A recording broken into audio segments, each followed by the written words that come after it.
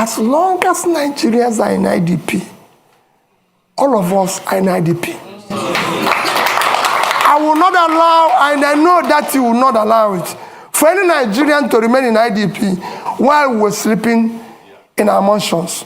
Never. They must go back. You're a leader. Don't go away when Bayelsa is under the water. Don't leave Jigawa to die. Don't say, oh, I cannot go to Southern Kaduna because there's a problem. We will show compassion. We will lead from the front. We're not going to walk away. And for me, Borno is part of Nigeria. I don't want to say people, oh, the region is insecure. Nigeria is insecure. Like I told the IDP people in Christmas, I spent my IDP with IDP people in Makurdi in Christmas. And in New Year was another IDP camp in Abuja. And I said to them, as long as Nigerians are in IDP, all of us are in IDP. I will not allow, and I know that you will not allow it, for any Nigerian to remain in IDP while we're sleeping in our mansions. Never. They must go back. The ethnic tension you see today is based and as a result of injustice, unfairness, exclusion, marginalization. As soon as you start reversing that, they start going down. That is what I said to young men about agitation.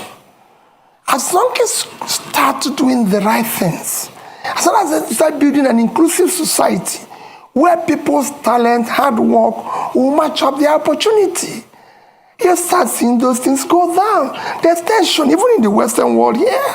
I live here when the blacks feel excluded. But as the more the government opens up and tolerates and builds an inclusive, transparent, more broad-based, acceptable, they will come down. And we will show, I've said before, we will show compassion. On issue of challenges and dealing with them, the challenges you foresee, I've dealt with such challenges at the Anambra level. And I'll show you the same challenges. We're not going to, as long as you're not involved in this transnational governance, you can deal with anybody. And we're not going to compromise. We have an issue, I said, we're at an existential threat that we don't need to. There's nobody, there's no sacred cow. You either be a Nigerian or you can find another country. We have a country with the rule of law. It will be the same level playing field for everybody. I want to solve the problem. For example, I said it without equivocation. I must pull out the poverty that is devastating the north. The vast land in the north is far more in terms of assets and source of revenue generation and exports for Nigeria than the oil. It's very simple. And I give you an example of one state that I use every day. Niger State is 76,000 square kilometers. Precisely 76.3 thousand square kilometers of land. 7 local governments in that state is under control of bandits. I've tried to interview them because they have no job. They have nothing and everything. Niger State is 2.5 times the size of Netherlands. And Netherlands agricultural export last year was $120 billion. Why can't Niger State do 5% of that? They have arable land. And all they get from the revenue, from the sharing, which is the consumption, is less than 50 billion naira. When they have minus their debts and everything. If they earn 6% or 5% of that, it's $6 billion. At 650, it's about 4 trillion. 80 times what they get from here. We will change it. Somebody talked about tackling insecurity. I've said it extensively. It is our first commitment to first secure Nigeria. Securing Nigeria is not impossible. I secured Anambra State as governor. And it won't be different. I've said we will deal and talk with those We will win. We will talk with those who are winnable. It will be carrot and stick. And those who don't, we will deal with them. We're not going to shy away. Nigeria must be secured. It's a country. Every country must be secured. But we are not going to walk away from the problem. We'll deal with it. We have our armies and military used to secure Africa. So this is time to go back and resonate that spirit in which they used to secure Africa to secure Nigeria. And we will deal with it. On climate change, I've always said we'll follow the protocol. And I did mention here about issue of things like planting trees, issues of dredging. These are some of the climate change issues, because as you see today, we have a situation where there's flooding in Nigeria because we've not dredged River Niger, River Benue, and everything. And I've said it consistently. This is not difficult. We've awarded contracts for it in the past.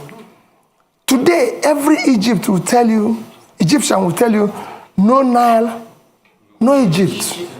They have used it to improve the water transportation, which dredging this one will do. And that's along fighting climate change. They've used it for other means, which we will use the same River Niger and River Benue to do. River Niger and River Benue combined is, River Niger is 4,200 kilometers long. River Nile is 1,400. River Benue is 1,400 long. So two of them are 5,600. Nile is 6,650. If Egypt, an African country, can dredge, maintain River Nile, Nigeria is big enough to deal with this, and we'll deal with it. And I assure you, you'll see the difference. It will be clear. Other protocols of climate change will follow it. Where we find difficult, we'll negotiate and talk with other involved in that. We are signatory to it, and it's devastating the world today. So we must follow the protocol. Thank you. The clock is ticking. We're on. You asked about PPP in education. I said you're in Cambridge. Is Cambridge run by British government? Now, I just want to know, because I don't know. When we're talking about PPP in education, we're talking about tertiary education. We're not talking about basic education. We will ensure that basic education is free, and we will drive it aggressive, because we have 20 million out of school children in the north, which I've said we will deal with decisively, because those children mostly have learned Quran, which means they're intelligent. We'll meet them at the point of learning Quran and teach them skill. For the tertiary education, we must find a way to fund it in a collaborative way, public partnership, in order to be able to ensure that 4 years will be 4 years, not what is happening today. That's what we mean by that. And it will be, you'll see, it's a win-win situation. That's it. No, not the basic. It won't be the basic.